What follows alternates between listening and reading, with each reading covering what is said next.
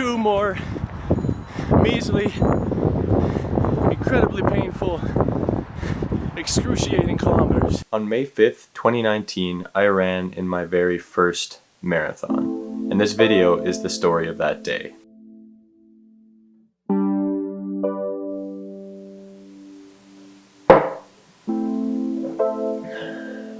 It's 4:45 a.m., just under 3 hours until the race starts.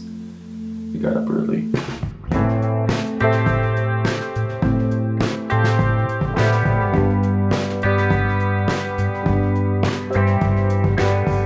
think we're just about ready to head out.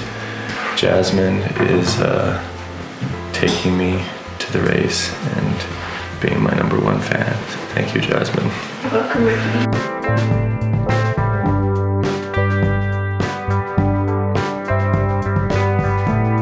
Running marathon had been a goal of mine for a long time, and this goal was especially important to me because of my last attempt at running a race. It was a half marathon about 8 months before this marathon, and I ended up barely crossing the finish line, and I got heat exhaustion and needed to be taken away from the race in an ambulance to the hospital. Not fun at all, not good for the confidence. So it might seem a bit silly, but I felt like I needed to prove something to myself by running in this marathon. And so to me, going into it, it felt like there was a lot on the line. Like I needed to be sure that this half marathon debacle was a fluke. And now it's like 35 minutes until the race starts. I already used the Porta Johns down the line. That's really long. And yeah, feeling pretty good. Just ready to get going, get on the road, so to speak. So of course, right before the race, in front of the camera, I tried to make it sound like I was feeling confident, feeling good. And I guess I was feeling all right, but there was definitely some butterflies. I was definitely feeling a little nervous. And yeah, I didn't really know exactly what to expect. Just look at my face after I just crossed the starting point. Like, look how scared that face is. That is not a face that is ready to run 42.2 kilometers. Luckily though, a few kilometers in, I started to relax a little bit, get into a bit of a groove, and start to actually believe that, you know, maybe I could do this. So just crossed the 10K mark and the second checkpoint. Still feeling really good. See how long this lasts. Hopefully the whole race. Running here with my buddy, JP. JP, what's up? It might seem a bit strange to you that I talked to random people along the race, but I actually felt that this was really important for me, especially since I was running the race by myself, to have a few interactions with other racers and with volunteers who were handing out water, and even with people who were cheering us on. I felt that, one, it distracted me from the fact that my muscles were getting sorer and sorer, and it also helped me stay in a more positive mental space. It gave me a bit of extra adrenaline, I think, which was really important for me. So, it's 25, 26, 27.2 more to go. So almost at the halfway point. 22.2. So at this point, simple mental math was already becoming quite difficult. But besides that, I was actually doing really well as far as pace. Going into the race, I didn't really have any time goals, I just wanted to finish, but I sort of was hoping for around the 4-hour, 10-minute mark for the whole thing, and I was approaching the halfway point, and I was on pace to do it in under 2 hours, so quite a bit ahead of pace. Just crossed the halfway point. And I probably should have known that I wasn't going to be able to keep up that pace for the whole race, but at the same time, I was feeling good, and it felt wrong to go any slower, so I didn't exactly do this marathon in a conventional way, as you will see. Not gonna lie, seems a little bit crazy to think that I have to run the distance I just ran again. I once asked my wise cousin Anthony how he finished the whole marathon, and he said, just keep a smile on, keep putting one foot in front of the other. So thanks for the advice, Anthony. I plan to do just that. See you at the finish line. Still alive. There's the CN Tower. Kilometer 25. Kilometer 25. Needlessly repeating myself, another sign that my mental capacity was quickly going downhill. And through those next few kilometers, 26, 27, 28, I really started to get a lot more tired.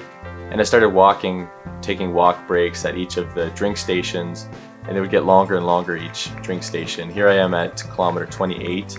Jasmine was there across the street, and I saw her in waves, so that was a nice confidence boost. But then after another 2 kilometers at kilometer 30, as I was walking through that drink station, the 4-hour pacer and the group running with him went flying by me. So I was actually on pace to do 4 hours at kilometer 30, but it seemed like they were going so fast, and there was no way I was going to be able to keep up to them at that point. So that was a little depressing. And then soon after that, my stomach cramps started getting worse. I ended up needing to go to the bathroom, so I lost some time there. But then got back on the road after that. And at this point, I wasn't doubting that I could finish. Like, I still thought I could finish, but I was starting to wonder how long it was going to take me. All right, so just crossed the last checkpoint, 35 kilometer mark.